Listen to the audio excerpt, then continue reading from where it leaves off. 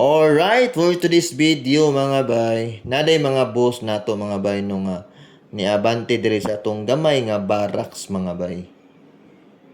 Og ang gipangita ni boss mga bay kaning isa nato ka boss, ang iyang gipangita mga bay, pang outcross daw niya sa iyang female mga bay. Og kanatong isa ka bossing mga bay, ang iyang gipangita pang juvenile daw niya puhon mga bay this coming show sa Davao mga bay.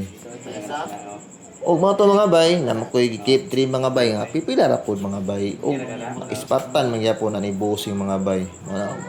Sabot-sabot lang may mga bay sa presyo. Ana lang mga bay. Sabot-sabot mi. Dili ko kansi, mas dili kansi si bossing mga bay. Ana la tirada mga bay, sabot-sabot ra lang tirada ni isda mga bay para daghan ta malingaw mga bay. Og mara to mga bay, basta mo ana gani ang breeder nga, pilay budget nimo? Ana, matik. Sa abutan din dito na mga bay.